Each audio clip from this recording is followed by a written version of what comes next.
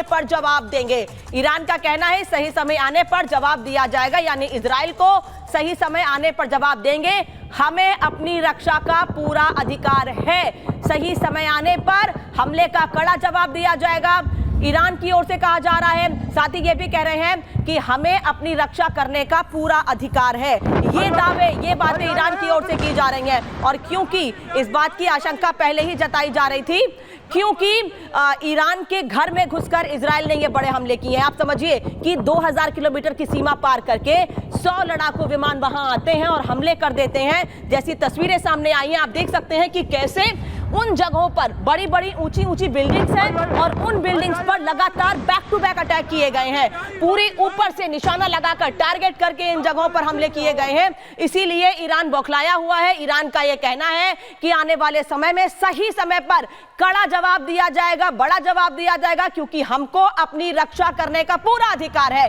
सैन्य ठिकानों पर हमले किए गए हैं। ये दावा इजराइल की ओर से किया जा रहा है कि इन हमलों में सैन्य ठिकानों तबाह किए गए हैं, ईरान के सैन्य ठिकाने तबाह किए गए हैं, जबकि इसमें किसी तरह के कोई जहां परमाणु हथियार बनाए जा रहे हैं उस जगह पर कोई हमला नहीं किया गया है, और ना ही जो तेल रिफाइनरी है वहां पर कोई हमला किया गया। कर्नल सिंह, ये बात हम सुबह भी कर रहे थे कि अमेरिका ने यह निर्देश दिया था कि आप उन जगहों पर हमला नहीं करेंगे जिसका पूरी दुनिया पर असर पड़े, आप अपना बदला लीजिए, वापस आइए। लेकिन जैसा जनरल बख्शी कह रहे हैं उसी बात को आगे बढ़ाऊंगी। उन्होंने कहा था कि यह सोचा गया था पहले कि ये हमले चुनाव से के बाद कराए जाएंगे, लेकिन चुनाव से पहले ये हमले हो गए हैं। तो क्या ये माने कि चुनाव के बाद अमेरिका में बड़े हमले हो सकते हैं इजराइल की ओर से और जानमाल का नुकसान हो सकता है ईरान में? जय हिंद, नमस्कार। मुझे लगता है एम्बेसडर वोहरा सर की प्रेजेंस में हम सभी लोग थोड़ा डिप्लोमेटिक होते चले जा रहे हैं। अमेरिका ने कभी भी चेतावनी नहीं दी इजराइल को कि हाँ जी हमले नहीं करने हैं। उनकी लैंग्वेज में अगर बोले रिक्वेस्ट करी है। इंटरनेशनली इस बातों को ऐसे ही देखा जाता है। सबसे बड़ी बात यह है,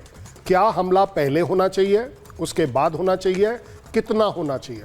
मुझे नहीं लगता कि इजराइल किसी की भी सुनेगा जब उसके पर्सनल कंट्री के इंटरेस्ट में आ जाता है। उसे स्ट्राइक करना है, कंप्रोमाइज कर जाएगा, लेवल कॉम्प्रोमाइज। ठीक है जी, आपने बोला है और उसे समझ आती है, वो बेवकूफ़ नहीं है कि अगर वो इस समय परमाणु किसी भी साइट के ऊपर स्ट्राइक करता है, इंटरनेशनल कम्युनिटी, इंटरनेशनल फेवरेटिज्म, वो सब उसके अगेंस्ट हो जाती है। क्यों? क्योंकि उसका एक रिपरकशन भी इन्वॉल्व है। तेल से रिलेटेड अगर आप अटैक करते हो, बड़ी रिफाइनरी पर अटैक करते हो, ईरान ने कह दिया कि अगर हमारी रिफाइनरी अटैक होगी हम बाहर की दूसरी कंट्रीज की रिफाइनरीज को अटैक कर देंगे।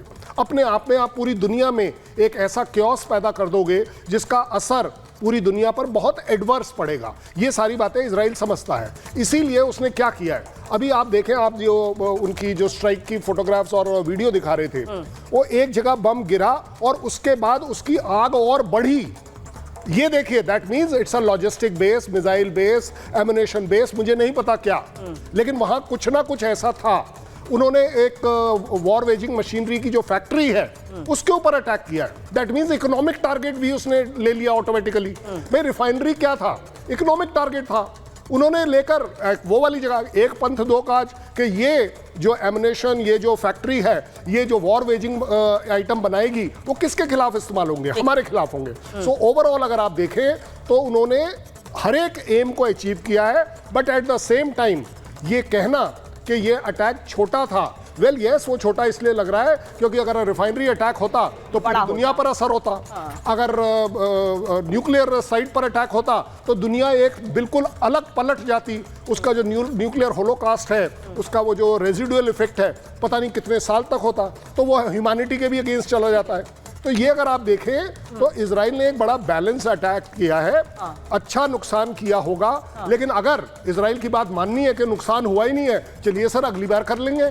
ठीक है, अगर आपको यही चाहिए है, आप एक्सपेक्ट यही कर रहे हैं, तो अगली बार हो जाएगा। लेकिन उसके लिए चैलेंज किया है। आप लोगों ने बोला है चेतावनी, नहीं, वो चेतावनी इजराइल ने एज अ चैलेंज दी है। अब इसके आगे कुछ मत करना। ठीक है, मैं एम्बेसडर वोहरा करूंगी। एम्बेसडर वोहरा, अगर मैं गलत हूं तो मुझे ठीक कर दीजिएगा प्लीज सर।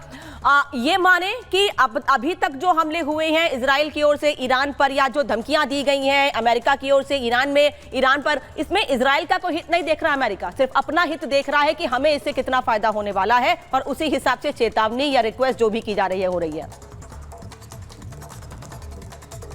बहुत आभारी हूँ, बहुत बहुत धन्यवाद मैम।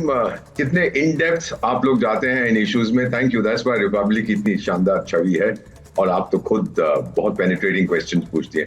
अभी कर्नल सिंह साहब ने बोला कि मैं होता हूं तो इनकी लैंग्वेज डिप्लोमेटिक हो जाती है, वो होते हैं तो मेरी लैंग्वेज मिलिट्री वाली हो जाती है। तो मैं भी बात करना चाहता हूँ और जनरल बख्शी की बहुत इज्जत करता हूँ, जनरल सोई ये एक्सपर्ट्स हैं। मैम पहली चीज ये है, आपने खुद कहा कि 2300 किलोमीटर गए, कैसे गए हैं मैं बताता हूँ आपको। इन्होंने ओवरफ्लाई किया है जॉर्डन को, उसके बाद ओवरफ्लाई किया है सऊदी अरेबिया को, और फिर बहरीन होते हुए इन्होंने अटैक किया है ईरान के। सऊदी अरेबिया शून्य है, बहरीन का कुछ अभी कभी इधर है कभी उधर, लेकिन ईरान ने उनको भी सताया है। सऊदी अरेबिया के ऊपर 5 साल पहले उन्होंने वो ऑयल फैसिलिटीज पे हमला किया था ईरानियन ने, और जॉर्डन की तो उनके साथ बिल्कुल बनती नहीं है। तो ये आप देखिए कि उन्होंने इस रूट का फायदा लिया। मेरा नहीं ख्याल वो कैस्पियन सी से गए होंगे, समुद्र के रास्ते, नहीं तो रूस वहां पे भड़क जाता। तो उन्होंने ठोका है, घर में घुस के, जैसे आपने कहा, मारा है। इजराइल क्यों कर रहा है ये सब? अपने बचाव के लिए, अपने सर्वाइवल के लिए। मैम एक यहूदियों की जो किताब है यहूदी धर्म की, उसको तालमुड कहते हैं, और अगर आप उसको पढ़ें, सारी कलेक्शन है, जैसे हम लोग भगवत गीता में बहुत कुछ है, रामायण में है, बाइबल में, तो उसमें एक वाक्य है, राइज एंड किल फर्स्ट, उठो और पहले मारो। ये इजराइल का डीएनए है, इससे पहले कि दुश्मन आपको मार सके। तो मेरा ये मानना है कि जो इजराइल ने इस समय किया है वो अपनी सर्वाइवल के लिए किया है। अमेरिका जो है पूरी तरह इजराइल को सपोर्ट करेगा, क्योंकि वो भी डरता है ईरान के न्यूक्लियर प्रोग्राम के, इन मुल्लाओं के न्यूक्लियर प्रोग्राम से सब लोग डरते हैं। पाकिस्तान भी डरता है, क्योंकि अभी तो अकेला मुस्लिम देश है जिसके पास न्यूक्लियर वेपन्स है, वो नहीं चाहता इनके पास बने। सो अमेरिका का पर्पस इजराइल सॉल्व कर रहा है, और मेरा मानना यह है मैम कि ईरान बुरी तरह से अपने शिकंजे में फंस गया है। उसका समर्थन करने के लिए सीरिया है, इराक है, उनमें कोई दम नहीं है।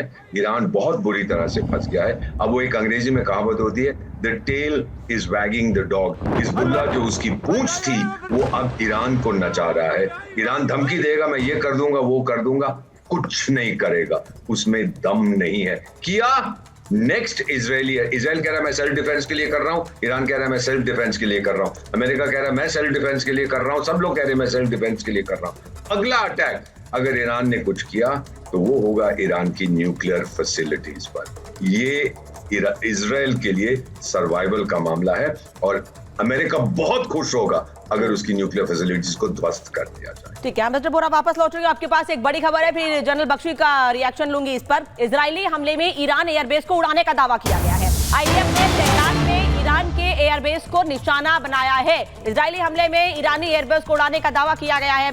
सैन्य ठिकानों की बात कही जा रही थी, लेकिन अब एयरबेस को उड़ाने का भी दावा किया गया है। जनरल बख्शी, जो तस्वीरें सामने आ रही हैं उससे एक बात तो साफ है कि पूरी तैयारी के साथ, रणनीति के साथ, पूरी देखरेख में ये हमले किए गए हैं। लेकिन ईरान में पिछले दिनों ईरान के जो सुप्रीम लीडर हैं खामनेई, उन्होंने संबोधित करते हुए कहा था कि अगर इजराइल ने हम पर हमला किया तो उसका परिणाम बड़ा होगा। उसके